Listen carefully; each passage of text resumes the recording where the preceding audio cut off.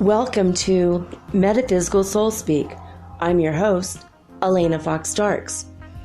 Hey guys, I hope that you had a good week. If you're listening to this relatively close to the day that I'm recording it, which is Friday. And I hope that whenever and wherever you are listening to this recording, that you are knowing that it's very easy for you to become bigger than your obstacles and hurdles. It's easy because you are a part of God and you are bigger than your problems. T. Harv Eker said in his training, I went to his 3-day training and he showed up. It was an unannounced. He had said that trainers were going to be there, but because it was a brand new city, they had never been in Denver, Colorado before. I had a feeling he was going to be there. I just in my gut knew it. I just felt it. My higher guidance said he'd be there. And I got there and I asked the people, so when is he going to come? And they're like, oh, he's not coming. Don't worry. He's not going to be here. And about an hour later, he was there for the whole 3 days. It was so amazing. And T. Harv Eker said that when you have big problems in life, your challenge is to become bigger than your problems. Most people's problems are money, but if you become a millionaire, those problems are really tiny, very minuscule.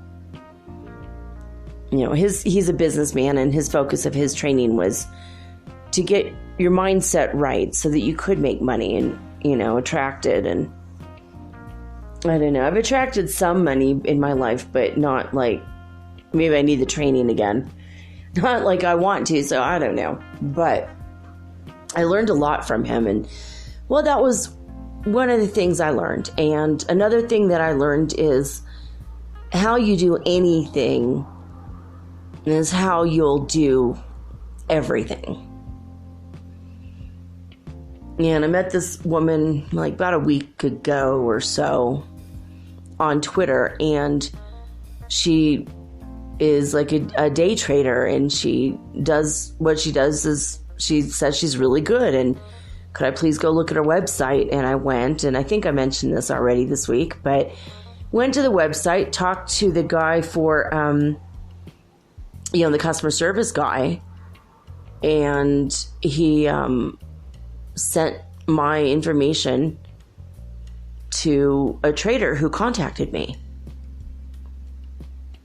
And the trader was kind of a jerk. He's like, I'm from this website. And I'm like, I've never been to that website. What the hell's happening? You know? And I was kind of freaked out, and he was freaked out. We were both kind of freaked out with each other for a while until we realized that the original person who gave me her website gave me a hacked / cloned website, and they couldn't put their own customer service in there. They just left the old customer service in there.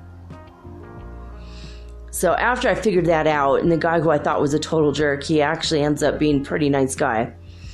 And so we talked like for hours, and finally he's like, you know what, just go with somebody else because I can't stand talking to you anymore.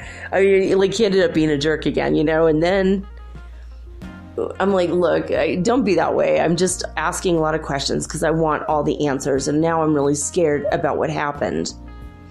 You know, like, I almost gave this person money, you know, and it's a fake website. I'm like kind of really freaked out. I mean, I have to go check out everything on Scam Advisor, on everything. And on his website, it turns out that it's not a scam. And on her website. It turned out it is a scam. And about an hour into talking to this guy, going round and around arguing about this, trying to figure it out because I was really freaked out. And he says, so we already had their website taken down.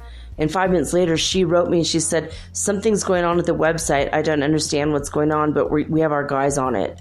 And when it's back up, I'll let you know. And I'm like, oh my God. It's like in real time, she's continuing to lie to me, right?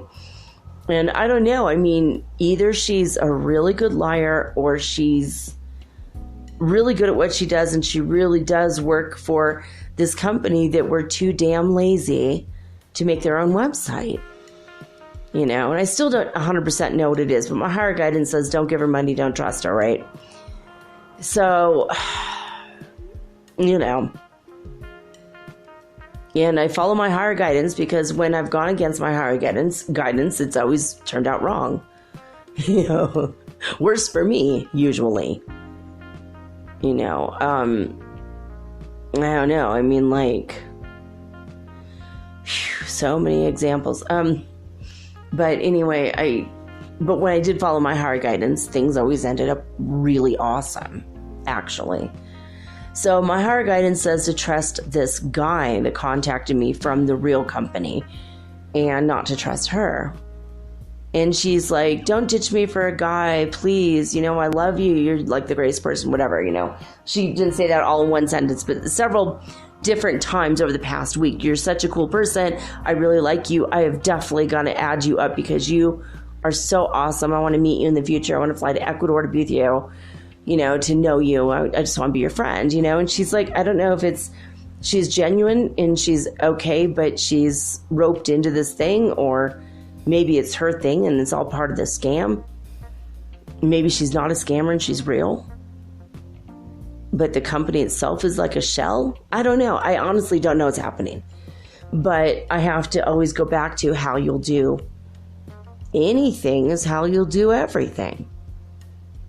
You know, I mean, if you're a company and you're willing to cut corners and steal somebody else's idea and proprietary information, such as their website, what else are you willing to steal? I can't trust that. And if you're willing to work for a company that is lazy and stealing, what does that make you? Birds of a feather flock together, right? So I'm trying to get across to her these ideas. I'm like, you know, you are really smart, but why are you working for a disreputable company? I proved to her it was disreputable.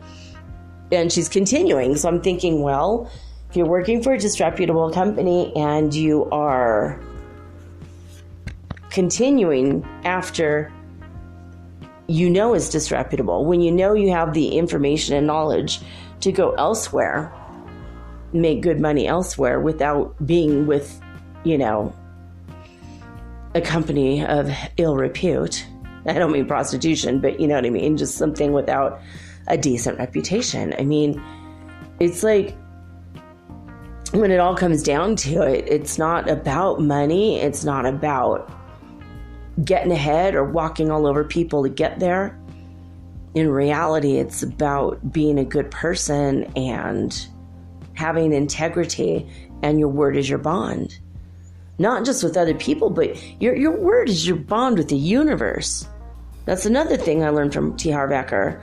So I'm mentioning him a lot today. Hope he's okay. I'm gonna check it out. Maybe he has something new I need to look into because I keep thinking about him all day today. You know, and I've just been lied to so much in the past couple of weeks that I don't know, with these lies, I just don't know what ends up with the government of Ecuador, for example. Not the whole government, just a couple people within. But I went today. This was my final shot because tomorrow is the end of my 15 days time that I have to get public health insurance. When I looked into the other kind of health insurance, it was like $120 each a month. I don't have that kind of money right now. So I'm like, okay, well, public health insurance it is. So I've been trying to get this.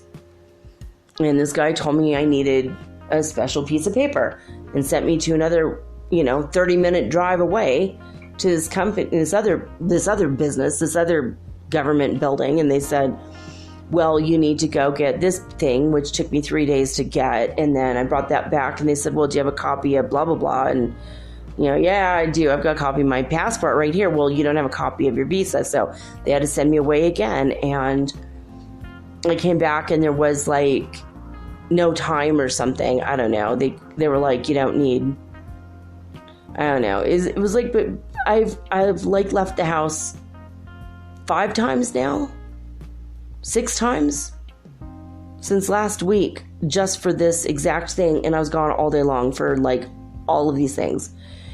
And finally today, like 3 days in a row, I went to the place where they're supposed to be open till 5. And they closed at 4:30. Then the next day they closed at 3:30. I mean, it's just been freaking ridiculous. Finally today, I went there at 2. Because I knew that their lunch hour was over at 2. And I got there like 2:20 or something. And I waited in line. Only took 5 or 10 minutes. It was amazing. I was like, wow, that's like super fast. And I was feeling really good, feeling really positive. Like, this is the day I'm finally going to get it. And I told them this, no, you need this other piece of paper. I'm like, well, here's a copy of the law. Here is what they told me directly, that I do not indeed need in an RUC, a RUC. I don't need it. And they said, well, you don't have a business here. I'm like, yeah, because I didn't have a visa until a week ago, 2 weeks ago.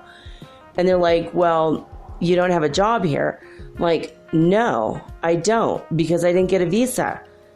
I mean, that is a deportable offense when you have an illegal business for 2 years or whatever, and you don't have a visa to live in the country, and you're a foreigner. I mean, that could result in deportation and or jail time and or fines. So I'm sorry, but hell no, I did not break the law in that way. And even if I had, why would I admit that, right? Even though I have integrity and I do everything by the frickin' book. So they're like, well, you should have already had a business or worked here. I'm like, why? I am a retiree. I would not have been able to get a retiree visa if I had a business or I worked. I mean, they weren't understanding what the hell I was saying. And I was saying it in English to the guy that spoke English and Spanish to the lady who spoke Spanish. And they were still like, I literally had to have his supervisor come over. Like, why are you guys refusing to help me? Like, I know that there are 300 Americans right now in the city that are retired and also have public health insurance. But they refused me. It's like, they're old. And yeah, it's good that they have public health insurance, but why are you denying me? Knowing that if you're going to judge me by the way that I look, young, and you think, well, why can't you take my $30 a month from me and my son? $60 a month. Why can't, because then I'm paying in to help other people, Like, why wouldn't they allow it? And they're like, well, you need to have a job or a business. I'm like, well, I haven't had time in the past 2 weeks because of all the lies that your office has been telling me about how I needed this other piece of paper, which is impossible since I don't have it because I'm a retiree. And I know 300 Americans that have this health insurance exactly. So what the hell? So that's what I've been going through all week.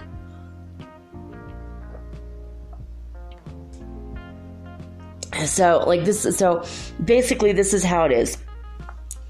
I can't get the health insurance because I don't have a business or a job. And I don't have a job because I don't have an identification card. And I can't get an identification card unless I have public health insurance, which I can't get until I get a job. Can't get a job till I have a card. Can't get a card till I have the insurance. And now my deadline is over tomorrow. There's no businesses open that would sell insurance tomorrow, not even private insurance, not even for a month. As far as I know, I'm going to still look, but they said that they would take international insurance, and at the last minute said they wouldn't. Just for a freaking ID. Just for an ID card, so I can get a job if I want, so I can get insurance if I want. But I can't get health insurance now. And so I can't get a cedula. So that 2 years from now, I still won't be able to work. I can still work, but I can't, but only if I have my own business now. So now my options are limited again. So I'm just like, I don't know. This whole thing is just total BS. I wanted my son to go to university. I think that they need him to have that kind of an ID. So we're going to have to sweet talk the university. And now he's looking into chef school. We might do that first and then university. I'm like, okay, I mean, seriously though, it's like, it's the trifecta of bullshit is what it is. Let's call it what it is. I mean, that's what it is. This is like the old thing in the United States that, well, we're not going to hire you because you're 18 and don't have a college education. So you go to get your college education, you're $100,000 in debt, and you come back to the same employer and they said, well, what have you been doing for the past 4 years? I don't see any experience on your resume. No, mofo, it's because I was getting my damn college education. It's like the catch-22 over and over and over again. Red tape bureaucracy. The whole thing is just total BS, man. It stinks. It's total BS. I mean, it's just so ridiculous, and it's like, it's almost like they set it up that way on purpose to screw with people who want to become naturalized citizens. It's like they're trying to screw with people who are residents but aren't Ecuadorian. It's like it's literally set up completely to fail you unless you're rich. And then you can pay for private insurance, which is really expensive. I mean, and there's not really a reason to have health insurance here because I could walk into any pharmacy and buy my inhaler without a prescription. I could buy any medicine except for painkillers without a prescription. No matter what it is, I could look it up online and go, I want to try that, and go buy it without a prescription. Could be slightly dangerous, but most people are responsible. So, I mean, and I don't really need to see a doctor, but if I wanted to see a doctor or if I have an emergency, there is a free hospital that has already seen my son. My son was hit by a car when I first started this show. And I announced that sometime like in January. He was riding his motorized bicycle that we created. He created, and I allowed him to take it to a mechanic, and he's been researching it for months, and he's created a beast of a bicycle. It's amazing. He can go with the flow of traffic. But, and he does wear a motorcycle helmet on his bicycle. I make him.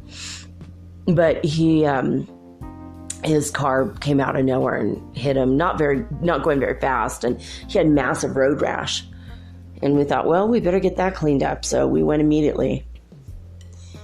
And I was worried about it. His hip was out of place. His back was hurt. I was really worried about him. So we went and we had him checked out. He had no broken bones, thank you God. And he just had road rash. And we took care of it, and he was fine after a while.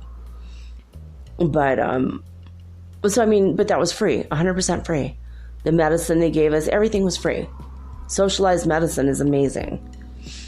So I know where to go for free healthcare and free everything. And they said, do you have a cedula? And I said, no. Do you have a passport? Yes. Okay, fine. So we don't truly need the health insurance, but that's part of the frickin' hoop you jump through to get your ID. Then once you have an ID, then you can actually work for somebody if you felt like it. Like, why would I have to go out of my way to now work a job I don't want or open a business I don't really care to have? just so I could go through all these stupid hoops. It's really weird. Really, really weird. And how did 300 Americans already get the ID and the public health insurance? How? So, I guess they lied. I don't know. I mean, I'm doing everything by the book and I'm getting the shaft. So, what's up with that?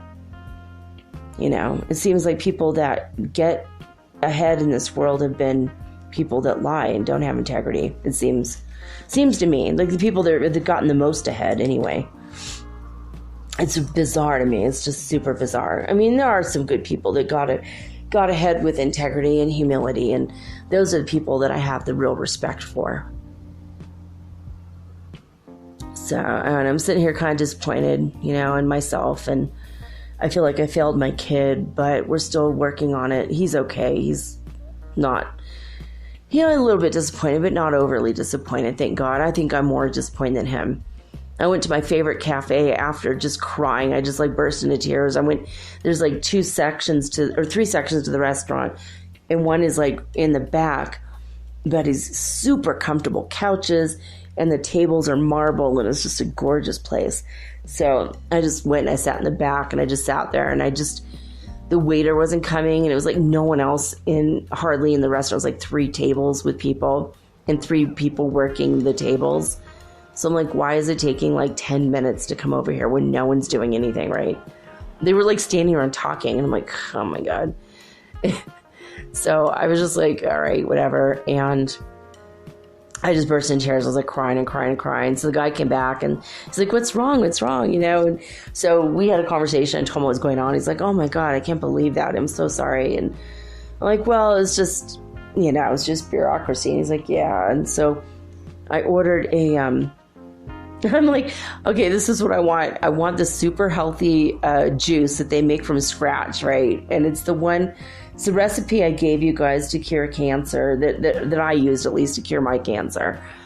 You know, I can't guarantee it will cure your cancer if you have it, but hopefully this will be the one that keeps everyone healthy. But it's like beet juice, carrot juice. It's basically you cut up a carrot and a beet, or half a beet, a whole carrot, ginger, fresh ginger, and what else? Oh, they put in there's spinach leaves and something else. Oh, apple and orange. So and they call it the antibiotic. It's an antibiotic, and it does has been known to shrink cancer cells and eliminate them. Scientifically proven. I mean, I was given the recipe by a Peruvian man, my ex-boyfriend, who just knew it because it was passed down through generations. And finally, some scientists picked up on that, I guess, and they tested it. And they're like, oh, wow, this has been my drink for a long time. It tastes really good. Well, it looks like when they gave it to me, they had forgotten the zanahoria. The carrot was missing. So it looked like they literally handed me a giant goblet. I mean, I can't say wine glass. It was like a wine glass, but enormous. It was a goblet, and it looked like it was a goblet of blood. And I'm just like, oh my God. So I ordered that, and I had a cheesecake. I said, hey, balance in life, right? The cheesecake is going to make me feel better, but the unhealthy part of it's going to be balanced out by, of course, by the giant vat of blood apparently I ordered. And I just sat there and I took a picture of it and I sent it to my son. I go, I'm sitting here drinking this beet juice that looks like a big vat of blood. And I know I just look like a sad vampire right now. It's like ridiculously like exactly like blood. I'm like, oh my God. It's like I'm in the back. I'm the vampire in the back drinking the blood. I just like, God, this is so gross looking. It was good that it tastes good because I love beet juice, but totally ridiculous. Like my whole day was ridiculous. And then 5 minutes later, I'm out looking for a taxi and I couldn't find one. So I started walking and I walked 2 blocks and there was a man selling churros, like Venezuelan style churros, which is more of a donut mixed with a churro, but they're still good. They're not, I mean, they're not Mexican churros, okay? Mexican churros, there's hands down one of the best tasty treats that you can buy. You buy them all over California too, because there's people making them and selling them, but everywhere. But even in like South Mexico, you'll be on the bus and someone will run up to you if you have your window open to the bus. They'll sell you churros through the window. It's like so awesome. It's like, I love that. You gotta love it. And you gotta love when people get on the bus and sell you food, like, especially if you're on a long bus trip. And all throughout Central and South America, this happens where people just come on the bus and they'll be selling the weirdest things like ice cream, cups of fruit, sandwiches. One guy sold me, he sold a empanada. Like the last time I was on a bus, I bought a chicken empanada and it was only for 50 cents and you get a free hot chocolate with it. I'm like, oh my God, that's the best deal. Bite into empanada and it was just rice. It was like Spanish rice. But at the end, there was one piece of chicken. It made me laugh so hard. Like, well, that's how he could do it for 50 cents. That's for sure. It was really good, but it was hilarious. I'm like, really? Like one piece of chicken? Oh, I'm so full. The thing was like so small too. It was really small empanada. But the guy was such a sweetheart. I'm like, if I see him again, I'll buy 3 of them next time. Because he's such a sweet person. But, so anyway, this guy's selling these churros, you know, and he was like talking to me for a while, and I think he's Venezuelan, but his family's from Portugal originally. And so he's like really interesting, and we're having this really deep conversation. And then he says, "Oh, where are you from?" And I'm like, "I'm from California." And he's like, "Oh," you know, the whole conversation's in Spanish, but he's like, "Oh, I know this guy. Do you know a guy named Freely? He's from San Francisco." I'm like, oh yeah. I'm from the San Francisco area too. You know, at least, you know, I was from LA and then later from the Bay Area. And he's like, oh yeah, well, wait a minute, Freely, that's not his name. Hold on, let me find his picture. This man's scrolling through his WhatsApp, finds a picture of this man he wants me to see if I know the guy. He pulls out a picture of my son. He goes, Aristotle, this is him. I'm like, he's like, Aristoteles. I'm like, yeah, I named him. He's like, what? I'm like, it's my son. Like, I can't believe this. This is my son. He's like, that's your son? I can't believe it. And he just looked to the sky and he points to the heavens. He said, it's God. God has brought us together. He goes, I want you to know that your son is a really good person. You know, and I'm like, that's so awesome. Thank you so much. And so he tried to call my son. I guess my son wasn't near his phone or has phone plugged in. Because he thought, wouldn't that be funny if he answers a call from me, but we're both like on the video chat? That'd be hilarious. Like, yeah, let's do it. So didn't work out, but I bought churros from him, obviously. Get in a taxi, go home, open the door, and I walk in. I go, guess who I met? And my son looks at my hand with all these giant churros sticking out of this little plastic cup. And he's like, oh my God, you met my friend Wilmer. I'm like, yes, I met Wilmer. And so, I don't know. I mean, the city isn't all that big, but it's not so small that you're going to run into everybody you know every single day, you know. This is a place that, well, once every 2 to 3 to 4 months, you're going to run into somebody you know. So it's comfortably big enough, but also comfortably small enough. But it was just weird. I don't know. But today was a very weird day. But I was happy I met Wilmer, and then I met a guy who drove me in his taxi, and his name is Carlos, but he told me call him Charlie because he likes the American version of his name. And he added me on Facebook, and he's been very sweet and encouraging all day, and just a really cool person. He's like, when I'm your friend, I'll love you forever, and I'll be your friend forever, and we'll just get along forever. I'm like, that's so awesome. So in spite of the crap I went through this week, and in spite of the stuff I went through today specifically, you know, it's just, I know they lied to me. I know that they lied to me. How, you know, it's like, It's so irritating.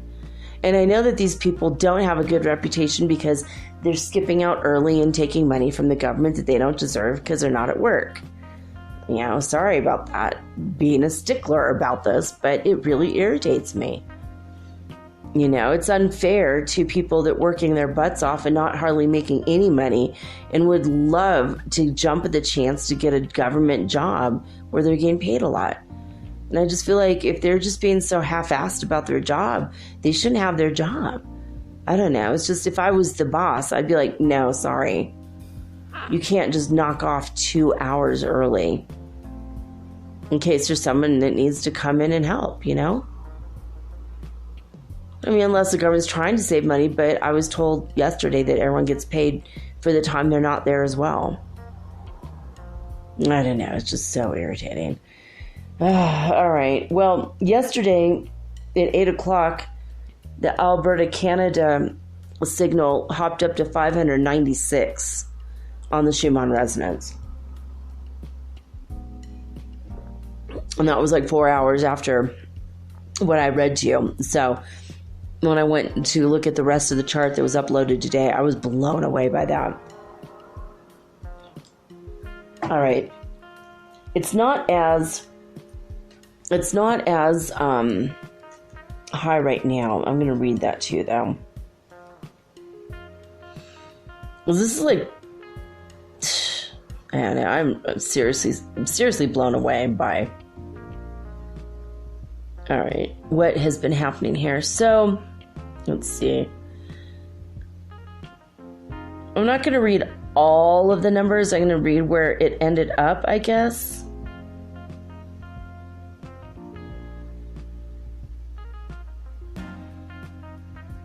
All right, I guess I'm just going to do that. I'm going to read like where it ended up. Okay, so 4 a.m. in California, the Schumann Resonance was 143. In Hofuf, Saudi Arabia, it was 81. Remember, it flatlined yesterday. It was like down to 0. Now it's up to 81. In Lithuania, at 4 a.m, the Schumann Resonance was 158. It's pretty damn substantial, man. Alberta, Canada, it was 321.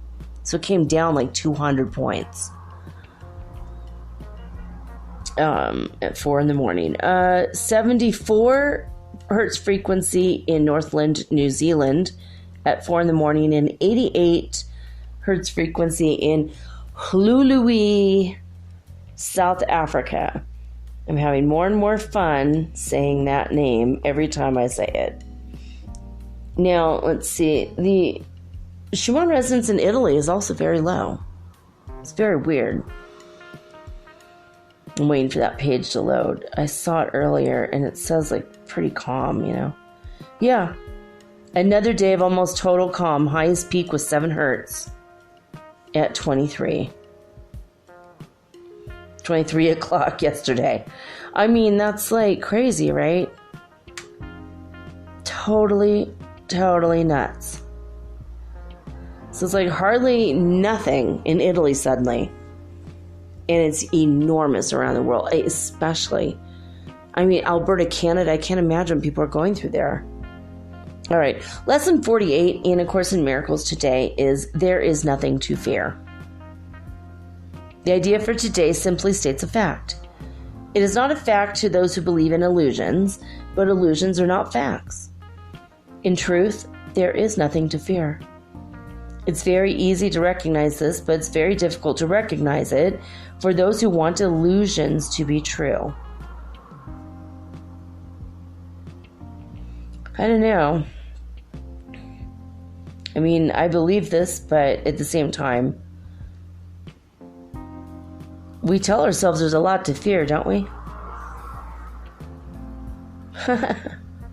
So there is nothing to fear. Lesson 48 in A Course in Miracles. If you are so inclined, if you feel pulled or drawn to this to further study, because I obviously don't read the whole lesson. It takes about 5 to 10 minutes to complete each lesson every day. Everybody has this kind of time. So it's just a matter of if you feel a pull to it or not. If you do, acim.org, and if you don't want to go online or whatever, you could download an app and carry the lessons with you to read them offline at any time. I highly recommend, though, if you do, that you read the main manual as well as the lesson manual, which is called the workbook. If you want to buy it, though, you could go buy a copy of this at the any bookstore, any used bookstore. You could probably go visit your local library also to see it. It's pretty interesting. It's helped me in my life, and it always blows me away how when I'm about to read a lesson, I will get a lesson about the lesson like in 24 hours preceding it. There's a lot of magic to the Course in Miracles. It literally is. The energy of it is filled with miracles, and it's constantly surprising me. Even now, and I've already taken these lessons years ago, so anyway. All right, when I come back, we're going to do a little channeling. I am going to channel the spirit of the planet we live on. Mother Earth Gaia is going to be with me, joining me in spirit form, obviously. And I'm going to telepath her message to humanity. I have no idea what she's going to say. It's going to surprise me as much as you. I never know when I telepath with other beings. I never know what's going to come out of my mouth until it happens, and then I'm like, oh my gosh, So that's what my higher guidance said to do today. That's what we're going to do right after this message, and you've got about 3 minutes. All right, be right back.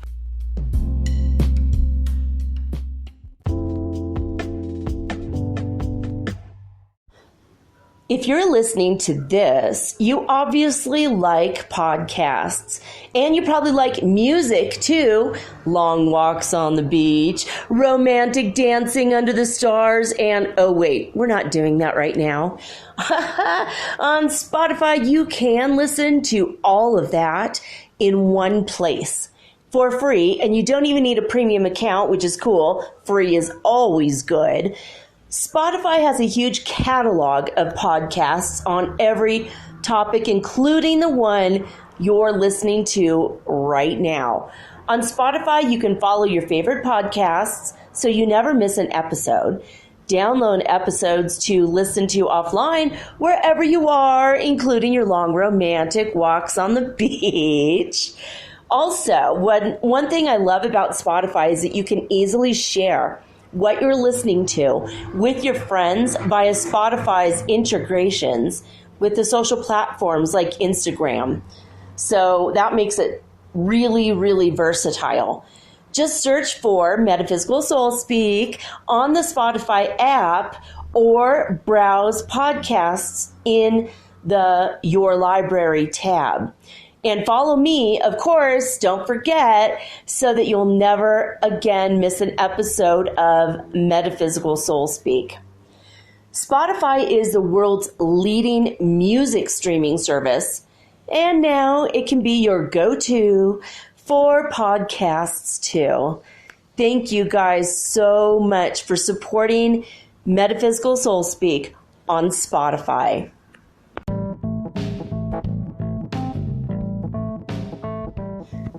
Chances are you've heard of CBD oil, but maybe you're a little afraid it might make you a little high or super drowsy.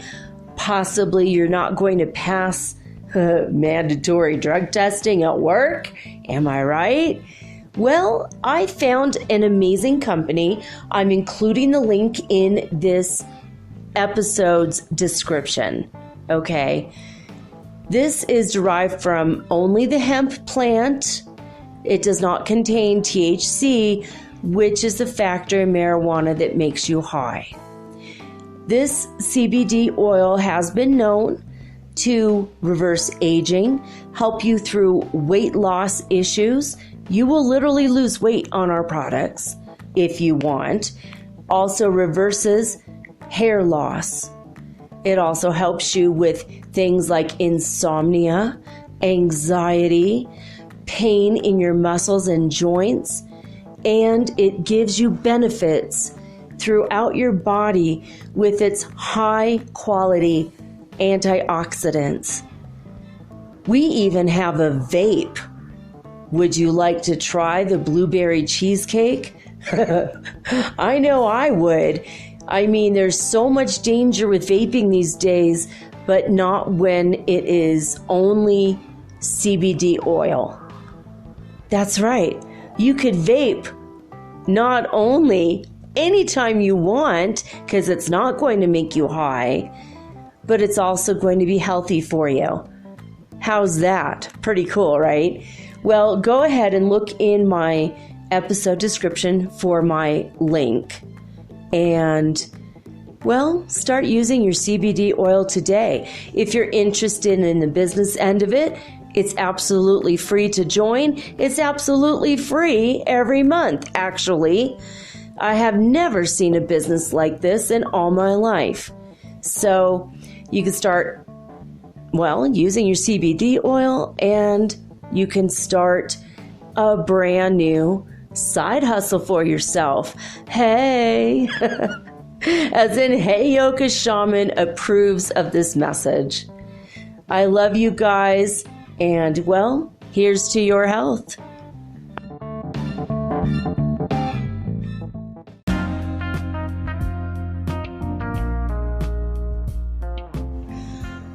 All right, guys, I am connected to Mother Earth Gaia.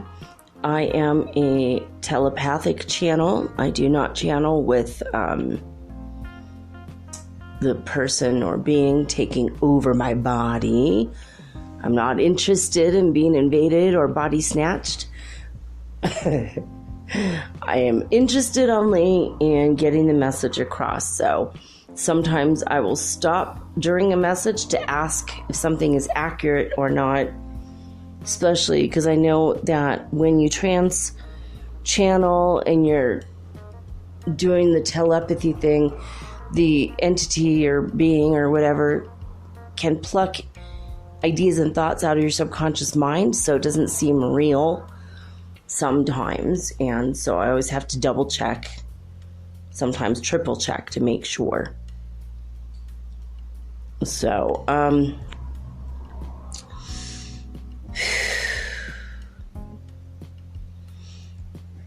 I take a couple breaths, I could get more deeper into the trance so I could hear the voice of Mother Earth Gaia, and I feel the energy coming through.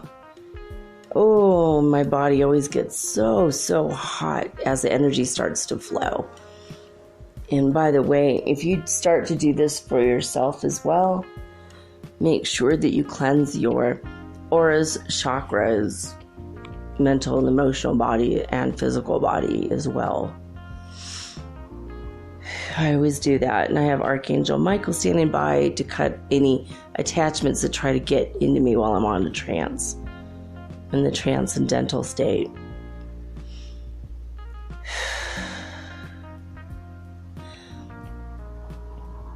All right, Mother Earth Gaia, am I connected to you? I get a yes with muscle testing. Welcome to Metaphysical Soul Speak once again, Mother Earth Gaia.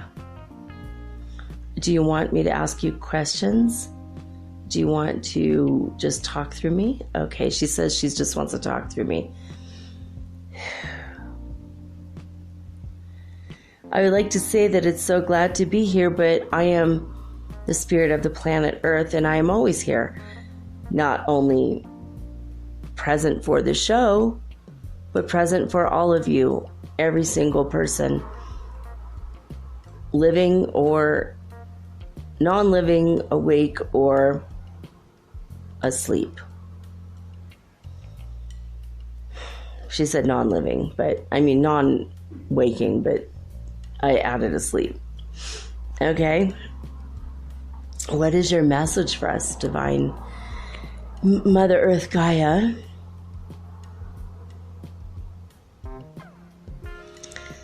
She says, you could call me Gaia, that's okay. All right. Okay, Gaia. So she says, that is my name. All right. So what message do you have for humanity? First of all, I want to make sure that you all know not to be afraid. There are many earth changes that are coming. A lot is happening right now on the planet. These are necessary, needed changes, and we don't want you to be afraid. And when you say we, who do you mean there? What I mean by the word we is that I work with a network of spiritual beings. You may call them the planetary light workers, if you will, but I'm not meaning humans. I mean the sylphs of the air, the dwarves of the earth. Sorry about that. Dwarves, like the actual, beings that work with the earth, energy, plants, and rocks. Okay, getting back to what Mother Earth is saying. I work with the dragons of the air, the salamander spirits of fire, the devas in all the different regions, the jinn, who also make sure that certain parts of nature are kept in energetic harmony and balance. I work with the oversouls of the different insect kingdoms, and I work with the oversouls of each individual animal grouping.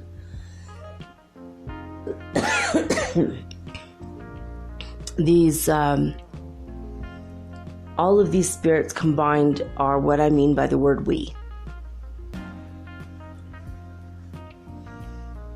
We are all aware of what is happening on the planet, and we know that for the most part as humans, even though you have the highest,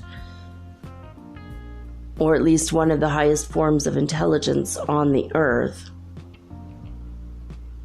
you are very unaware of what's happening. So we're here to give you a little bit of insight. There will be earthquakes. There will be fires.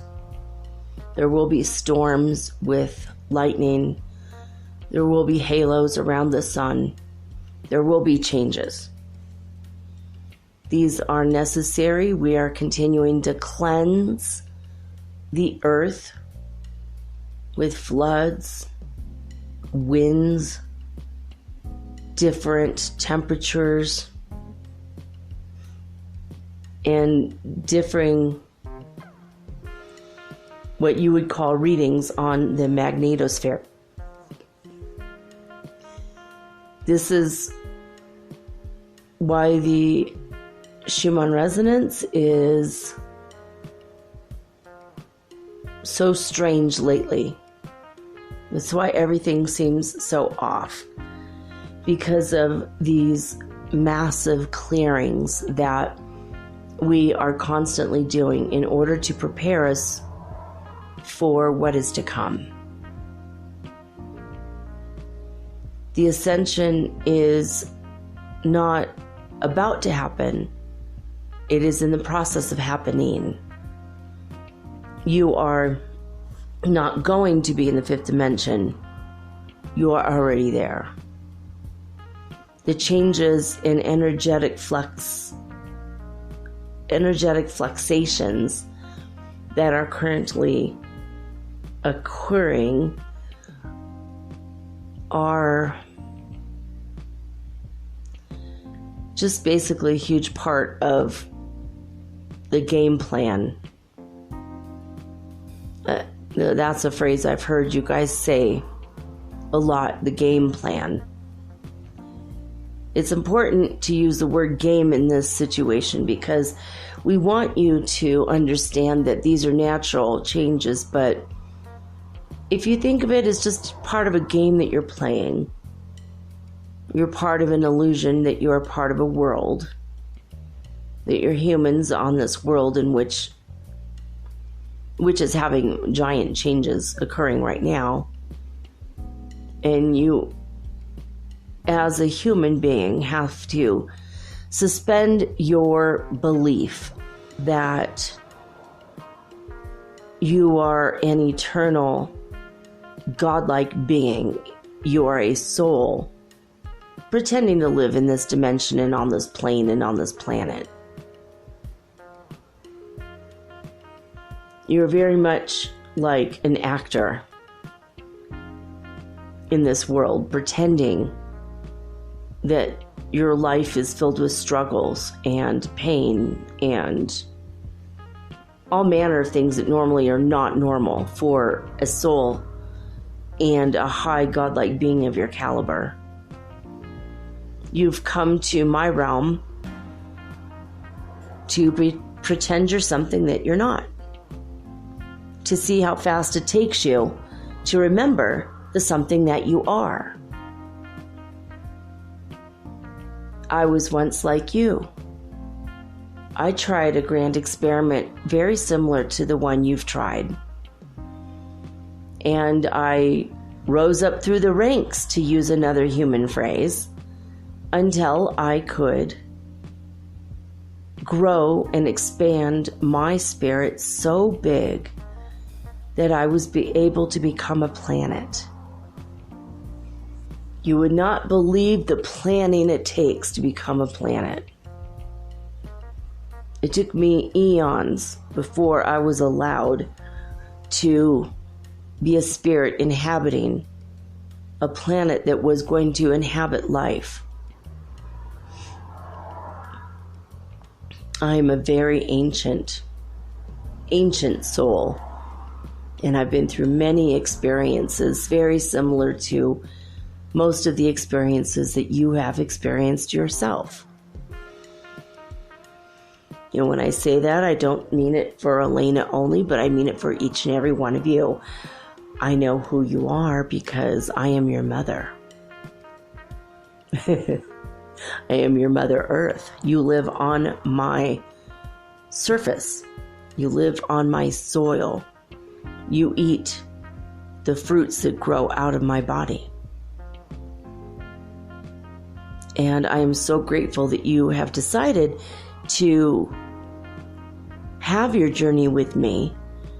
We are all in a state of flux and growing and learning and becoming the best, highest version of ourselves.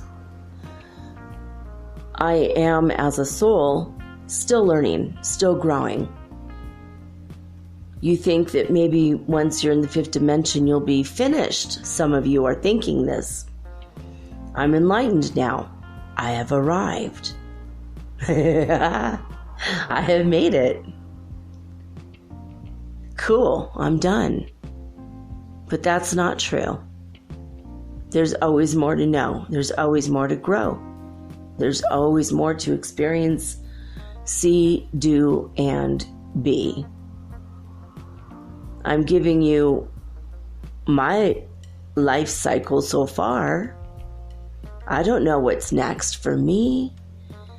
Maybe when I'm done being a planet, I will become a nebula or a solar system. Maybe my soul will inhabit a whole universe. I don't know what's in store for me. I just know that I'm still in a phase in which this is yet a small stepping stone. Now, to you, this might sound very big. I'm a planet. You haven't been a planet yet. That's huge. It's eons for you. You are eons away from becoming a planet.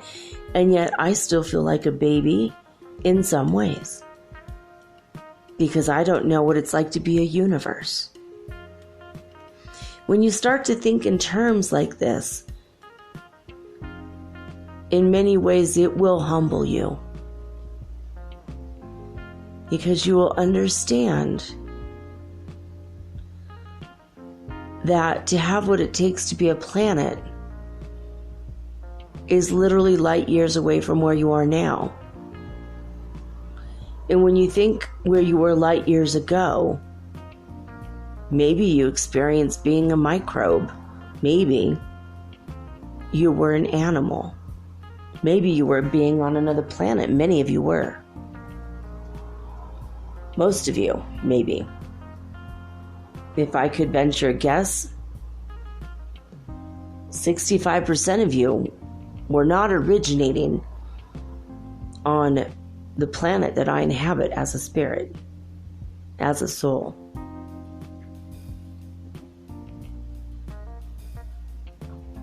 I now sense that when you hear this, many of you are going to start questioning, yeah, but where was I? Where was I before? Many on your world, on me, basically, many humans have started to open up to their galactic inner knowledge. And they're providing sessions and readings and lending their psychic ability to understand who you were before when you were on other planets. This gives you an insight into, well, other cultures that you have experienced. This gives you ideas and insights to possibilities you didn't know existed. I have heard the phrase starborn and earthbound, and in 65% of the people, this is absolutely true. Some of you were not earthborn and earthbound. Some of you are yet not bound, even if you're here now. Many of you are here to help Earth experience the Ascension, helping the humans expand. The animals all know that this is just instinctual. Whatever's meant to be is what's going to happen. Animals do not fear death. They don't fret upon their existence. They also don't work for a living and worry about gathering pieces of paper made from my trees. Animals are just in the moment.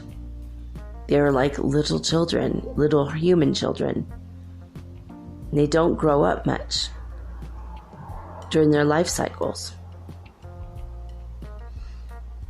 Many animals are here to breed curiosity in your minds, to delight you, to cheer you up on the sad days, to keep you on your feet and on your toes. Some animals are here to test you, and they might make you angry. For example, a bird that relieves itself on your shoulder or on your head. Sometimes that's to test your patience. Plus, it's great fun for the bird, I'm sorry to say. Some of you have animals that are pets. They came here to love you and to show you more kindness, patience, and compassion. But sometimes they'll test your patience on purpose. Even though they're not always consciously aware of it, they have a higher energy directing them as well. There are many stories about animals who did God's bidding as a collective whole. Whole populations of birds that followed the instructions of the one will. Many animals do run on subconscious mental patterns. Many animals are starting to wake up now. Animals you wouldn't imagine were woke before are now starting to wake up. Animals that have been domesticated, perhaps you could call them the most enlightened of the animals. They have a lot more higher awareness. Okay, she's indicating to me that she's talking about like dogs and cats. And not as much pet birds. And definitely pet pigs are very smart. And they're all waking up to what's happening as well. But for animals, they don't fear what we fear. They just feel that it's natural, more natural, at least. They feel it's more natural than what you would feel it is. Because to many of you, this is not feeling good. It's not feeling real or right. When you start to accept it, it still feels so strange and surreal that you're having second guesses and doubts about actually what's happening. So we're here to clear up some things. The magnetosphere is not gone. It's here. It's going to be here to stay, but it has temporarily been switched off by me. Right now, it's something that needs to happen. It's kind of like a reboot. We're rebooting it. The poles are going to shift, but there's so many theories that are wrong and false. It's not as, or should not be as fear injecting into your lives as it feels. A lot of you are very fearful of it, and it's injected imagery that you don't wish to have. The lands are not going to slide over the earth like an orange peel. I've heard that one. That's not at all what's going to happen. Some parts of the earth will change. They will slide into place. Some places will emerge, some places will sink. But it's not going to be as dramatic as what many of your earth writers, what many of your human writers have said. And for a minute there, I had to make sure I'm talking to Mother Earth Gaia, just in case. Yes, I am. Is there anyone else here? Is there any overlays here? No? Okay. An overlay, guys, is a spirit that tries to take over your body when you're in a trance or when you're feeling vulnerable.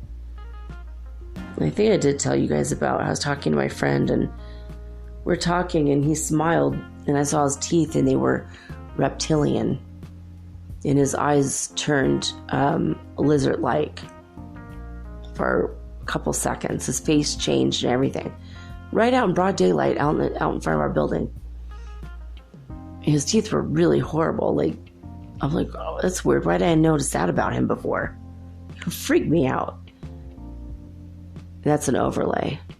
I told him later, I was like, okay, look, even if you are a reptilian, you try and disguise yourself as a human, I will accept you because God made you and your secret is safe with me, right? He goes, what the hell are you talking about? He's like, you're freaking me out. Like, are you on drugs right now? I'm like, no, you turned into a reptilian right in front of me. And he said, yeah, they try to take over my body a lot. He meditates a lot and he had been aware for a while, right before we all hopped onto the fifth dimension. This was happening to him. And every now and again, he'd look like a reptile. It was so creepy. So that's an overlay. So when I said, are there any overlays here? I wanted to make sure there wasn't. I got the answer no from Archangel Michael. All right. Sorry, Mother. I wanted to explain that to people. So when you guys see, by the way, when you see like a YouTube video of someone, quote unquote, becoming a reptilian, a lot of the times they're not actually becoming that. It's just that a spirit is trying to overtake their body at that moment, and that's why they're just being overlaid by somebody else's spirit, not really body snatched or taken over, but it's like an overlay. Just lays over the body, kind of draping their appearance over like a blanket. It's really freaky. Archangel Michael, guys, remember Archangel Michael, don't be afraid. I feel some of you in the future, I feel you're going to be afraid. Don't be afraid. Archangel Michael's always here to protect you, 100%. And he could be with each and every one of us at the same time. So that's beautiful, beautiful idea, right? So don't panic. There's nothing to fear, remember the lesson tonight. Okay, Mother Earth Gaia, we're back to you now.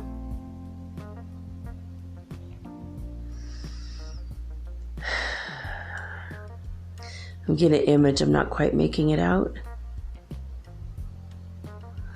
It's like it simultaneously looks like a mountain, but a very small mountain, and it also looks like ice cream, so I don't know what is happening right now. I'm going to go a little bit deeper in the trance and see if I could catch it. What is this? What is this, Divine Mother? I am showing you layers of sedimentary rock. You have often wondered how things were formed.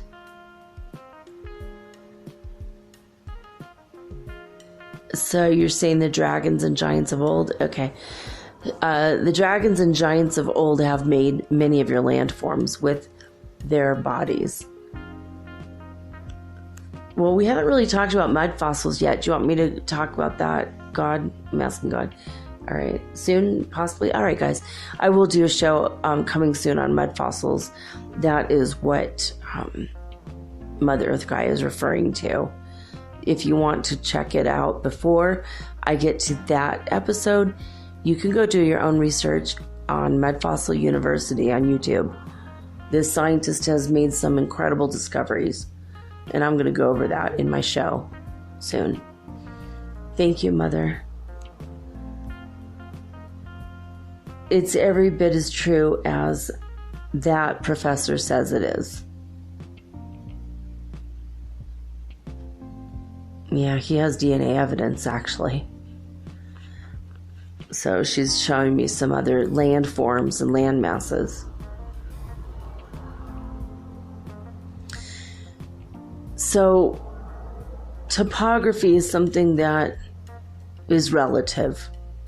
Before those giants, before those dragons that used to exist in your world for real, before these things basically died and became a part of the new land masses and land formations, things were a lot different. The point being that everything changes, and sometimes strange and unusual, somewhat seemingly magical ways. But it's always for the better.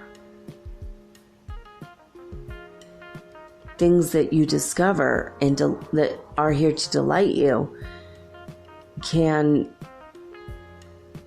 lend help in the future. For example, the dinosaurs that were on your planet, you're now using their spent bodies to fuel your cars. Everything was a grand plan and a grand design, and that's only one example.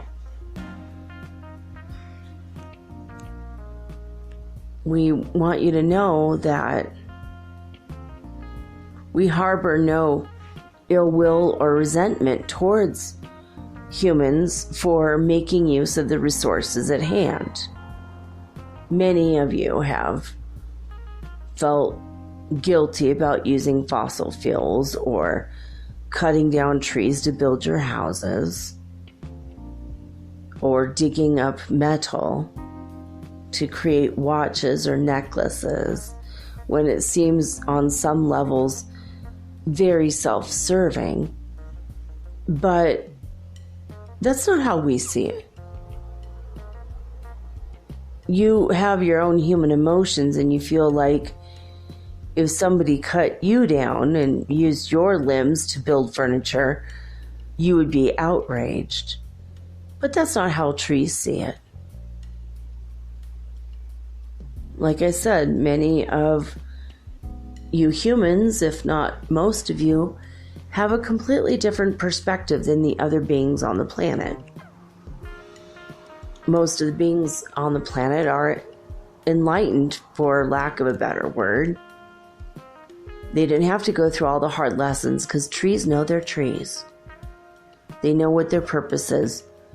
They will either provide shade or be in a place where nobody ever sees them, or they'll provide fruit. And they're willing to sacrifice themselves when they are cut down to become furniture.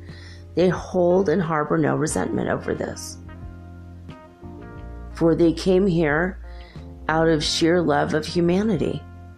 Some of them wanted curiosity. But they came from where you came from.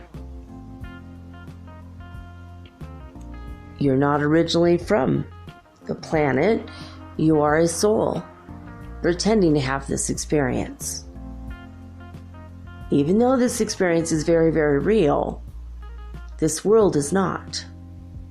Not in the way that you think. I've heard many of you talk about the Matrix, and yes, it's very much like that.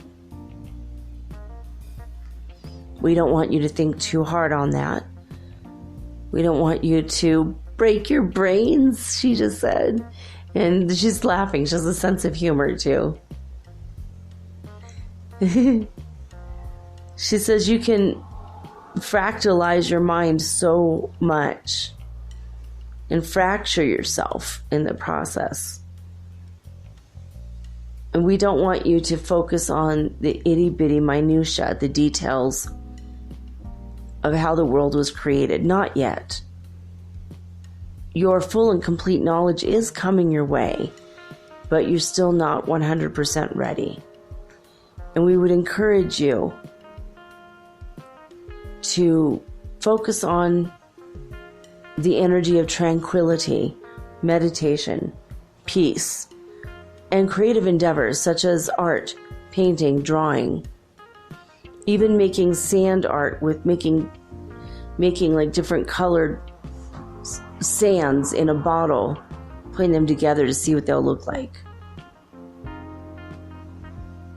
It's weird she brought that up. That was out of my subconscious mind. I did that with my cousin. Yes, I see that it was a happy memory for you. I wanted to help you with it. Yeah, that was awesome. Thank you, actually. My afternoon at Magic Mountain, God, 40 years ago.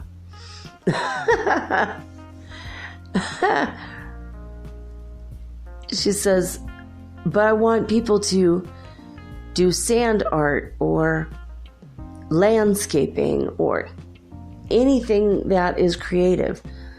Building a new house, building with new materials,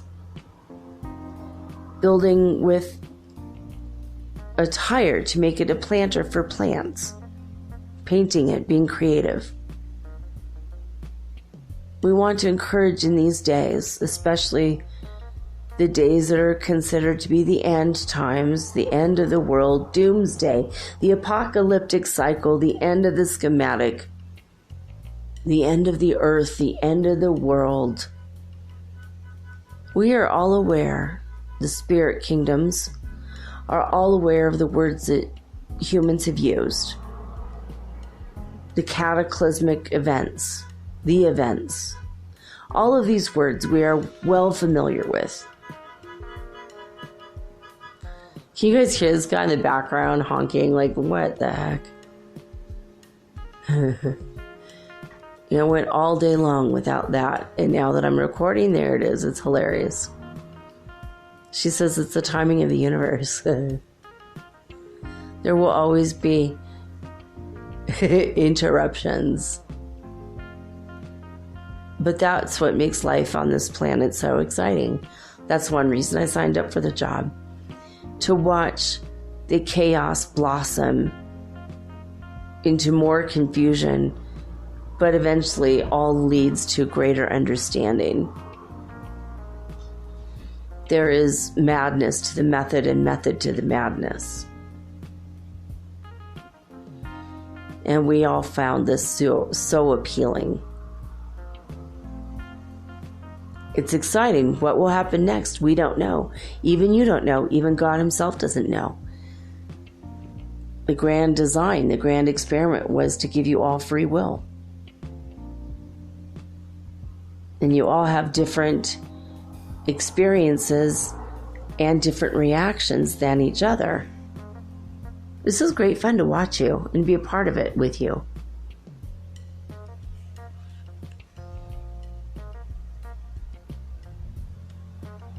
She's sending me something. I'm trying to get it. What is that? She's sending me a face of a monitor lizard. What is this? Why are you telling me this? So it's a monitor lizard? She says yes. Now you're showing me one in Indonesia, like a Komodo dragon? Yes. And then you're showing me like a salamander, like a little one in California, like in the forest? Okay. These creatures are evolving. So basically all the lizard-like creatures are evolving.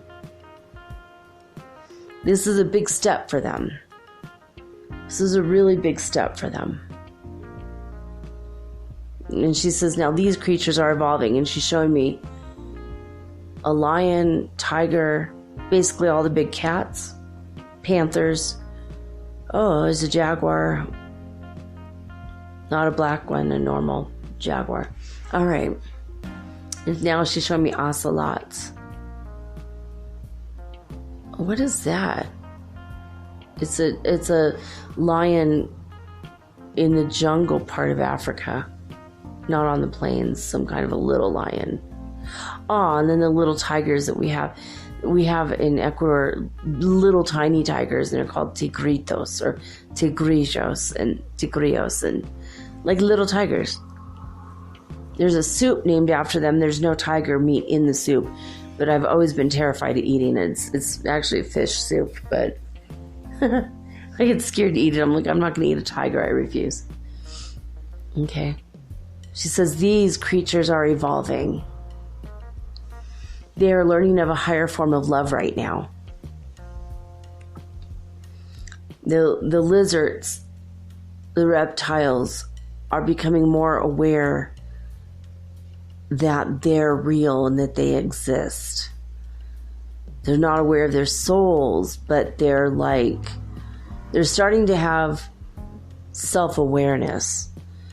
And the big cats, all the cat people, are learning a higher octave of love that they did not have before.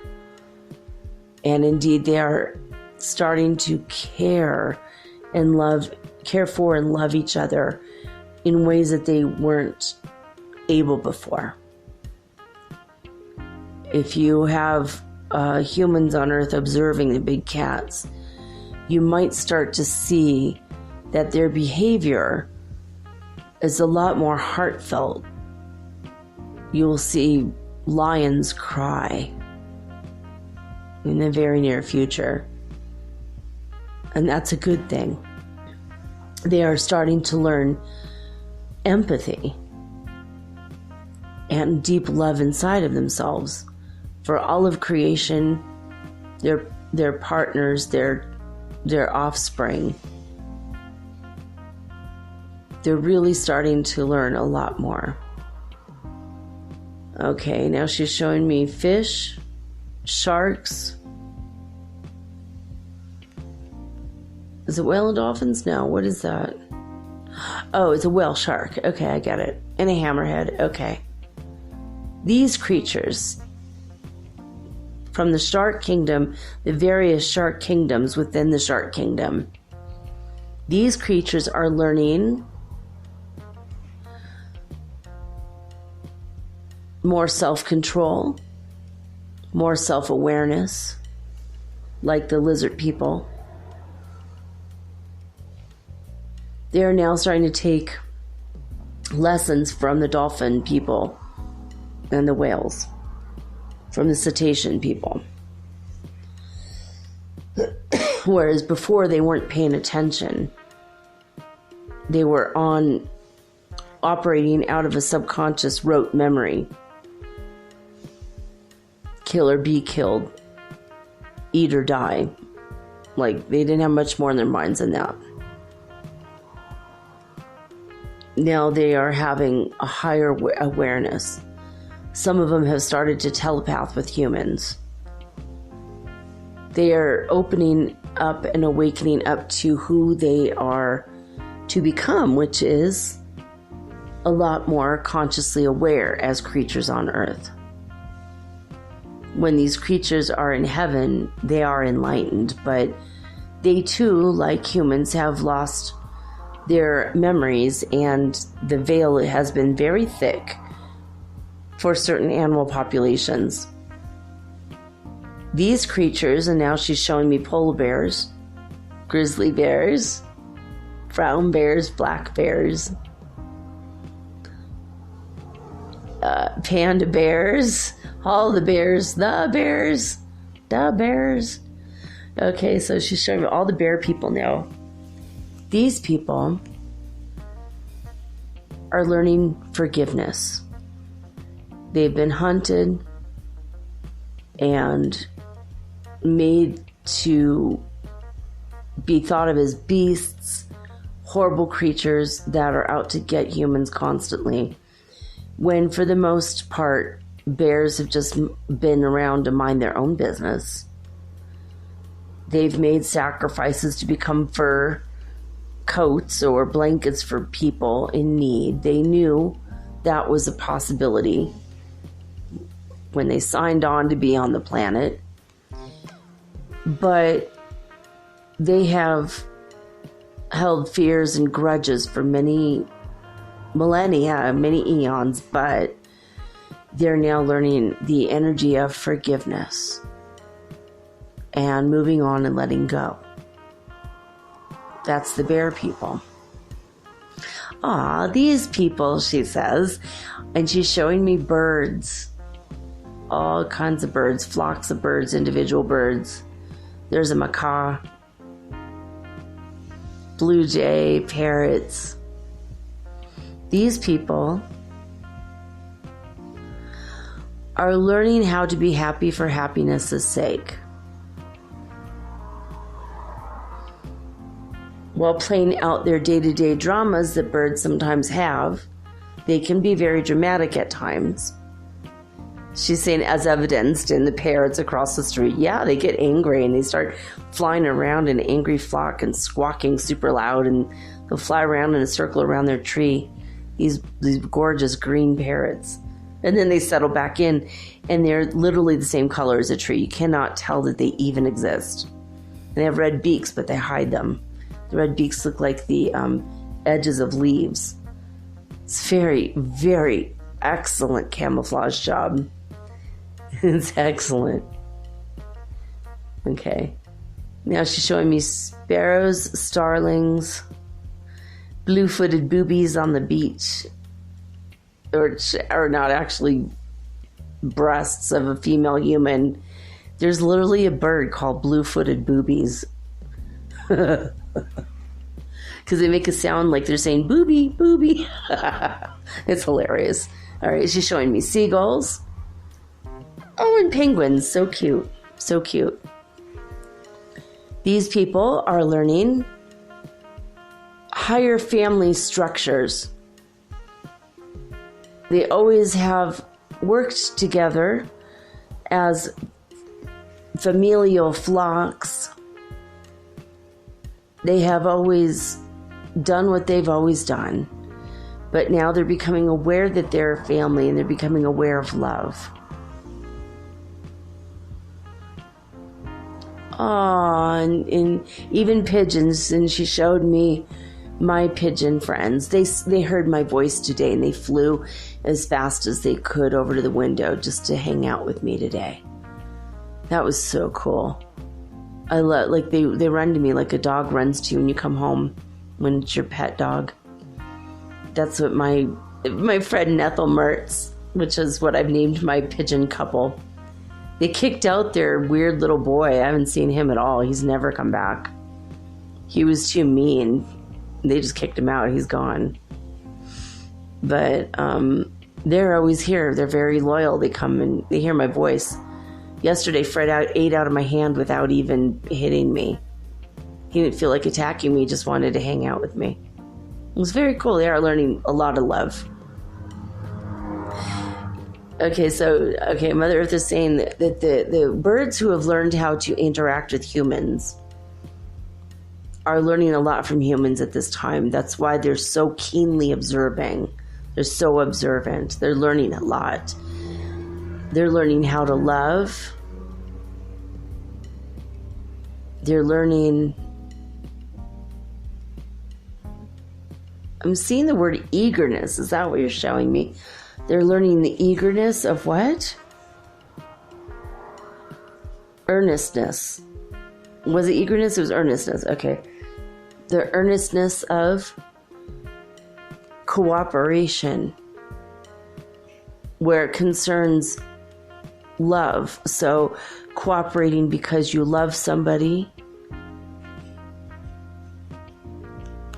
or loving somebody enough to cooperate with them. That's what birds are learning. All the bird populations are learning that. These creatures, and she's showing me dogs and cats,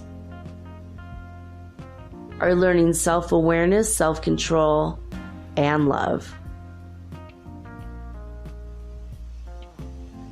On the highest octaves that they possibly can. Some dogs are becoming enlightened dog masters.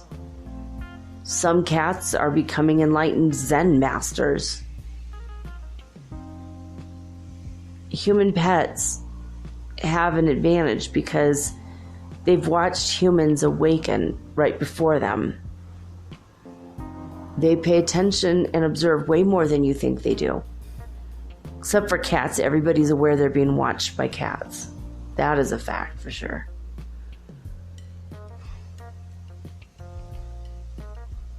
Okay, and now you're saying these people. Are you just showing me people? In these people, and she's showing me humans. Okay, various faces of humans. Okay, so basically the human population. What are we learning? We're learning how to live in harmony as one whole collective unit. We are learning that we are all related and our actions affect everybody else.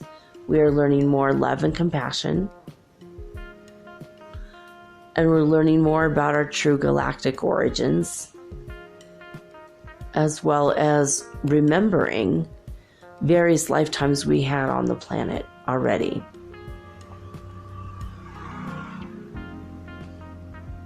We are learning things like looks aren't all that important.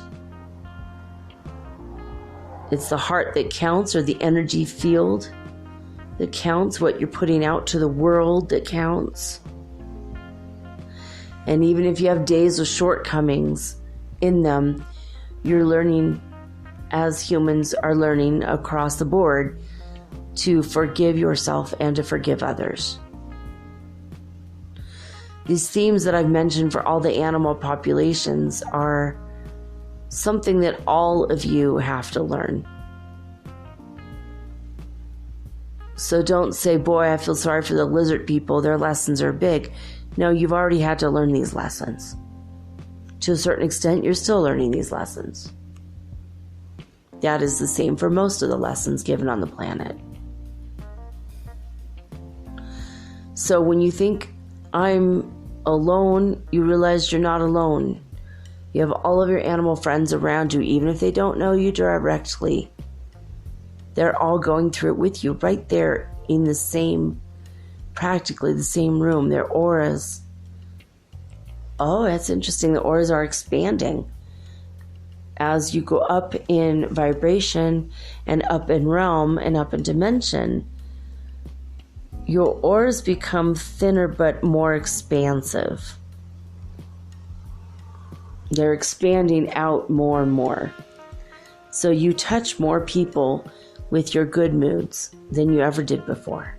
Your bad moods don't energize too far away from your body, so you're not affecting people negatively in this time as much as you think you are.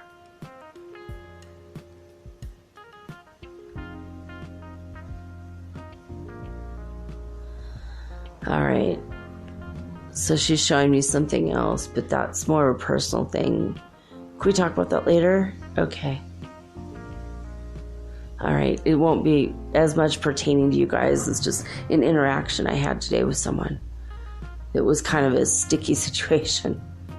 I was very angry.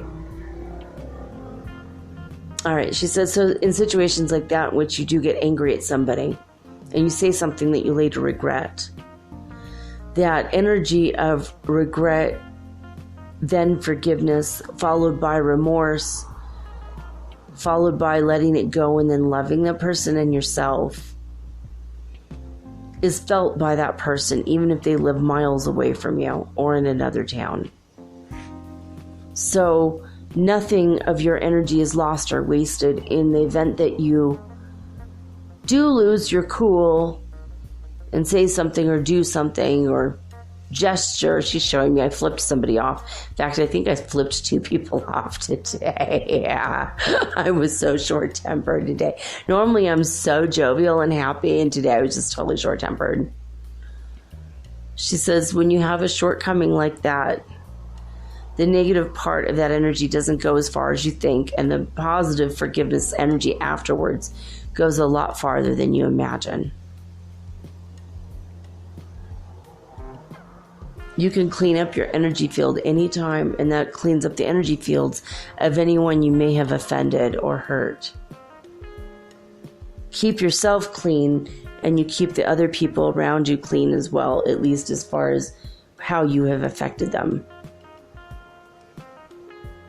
It's good to know. It's really good to know. We want you to know that you're not going to be going through the earth changes forever. The magnetosphere is not going to be jumping around and jumbling up for the rest of your life. Things are going to be settled soon. But in Earth soon. More Earth-like soon than human soon. So, not in 10 hours or 10 years or 10 days. Okay, in 10 years, she says. A lot of the Earth changes will be done in 10 years. Some of them before. Some of them in 7 years. Some of them in 2 to 3 years? Yes. Okay. So not all the changes are going to keep continuously happening for 7 years. Some will be done in 1 year to 2 years. Some will be done in 3 years. She says, okay, in a way we are staggering the disasters. We don't want them to all hit at once. So we are staggering them so that you get used to one and then the next one comes. Oh, she's showing me portals of light now. Portals of light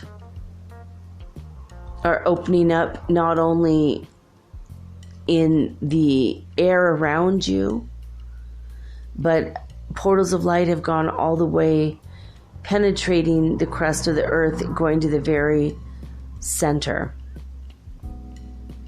Even though this sounds very dramatic and very scary, you're not going to see it physically with your eyes. It is something in the other realms, the upper dimensional realms of the planet, and because this is happening, you're going to become enlightened that much faster. It's not going to take as much time as you thought 1 year or 2 years ago. All right, now she's showing me swirly patterns of blue, turquoise blue, pale peridot green, like a moss green. Now she's showing me the green in tree leaves and moss growing on rocks that are a different kind of green than what she showed me. Lichens and ferns. What else? Pine needles.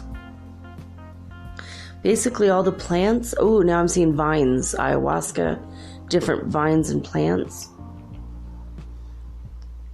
And then she showed me red mushrooms with white spots like my tattoo. Yay. And now she's showing me all the flower kingdoms. Tulips, poppies, peonies on trees. Roses. Oh, roses, roses, roses. Yeah, love that. These kingdoms. Now she's showing me fruit and vegetables. Okay, all of the plants in the plant kingdoms. In various species. These are starting to become more sentient beings. They're not going to be able to get up and walk around anytime soon, but they are becoming more sentient. When your telepathy kicks in full force and you're up higher in the higher dimensions, you will be able to have pretty cool conversations with trees and flowers and even the bees.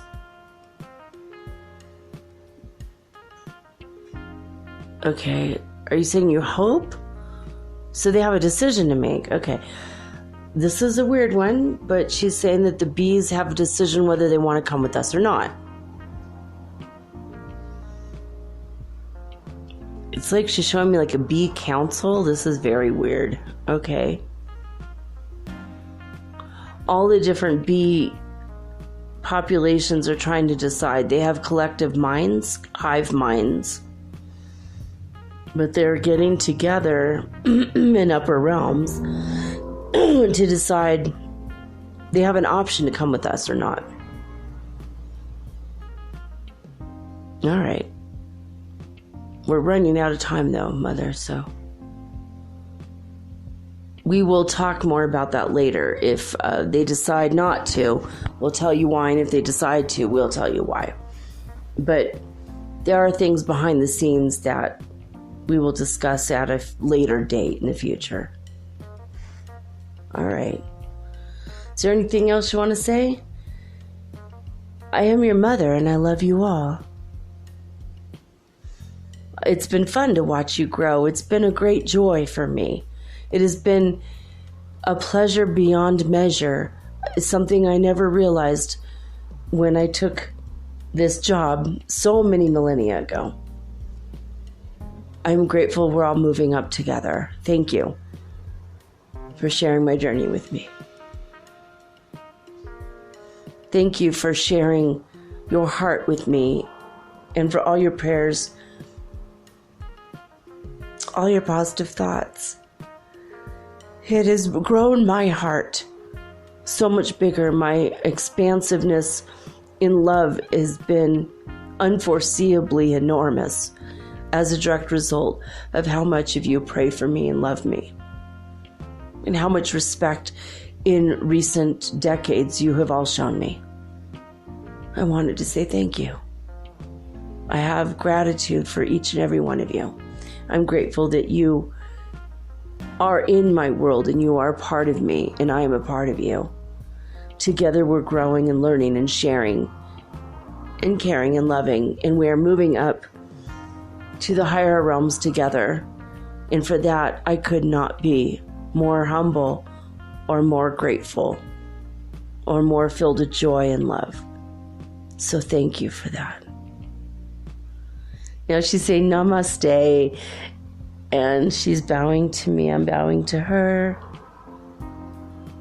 She's sending me an energy of I honor you, and she wanted me to give that to you. She honors each and every one of you. Thank you.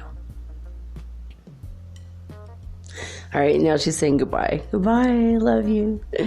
All right, well, that's it. I have to sign off because we're running out of time, guys. Like Mother Earth Gaia, I love each and every one of you. Thank you for being with me on my journey and listening to my sometimes off and crazy show.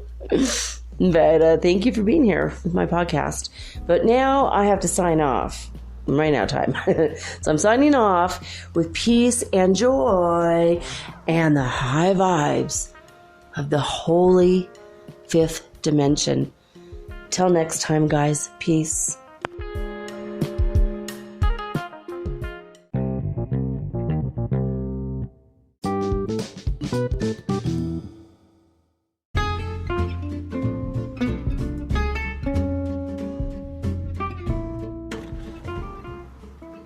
Metaphysical Soul Speak is run on sponsors and listener support. This means listeners like you. If you are so inclined to support my efforts and my little podcast, please visit me at anchor.fm/metaphysical and pledge an amount of your choosing today. Thank you.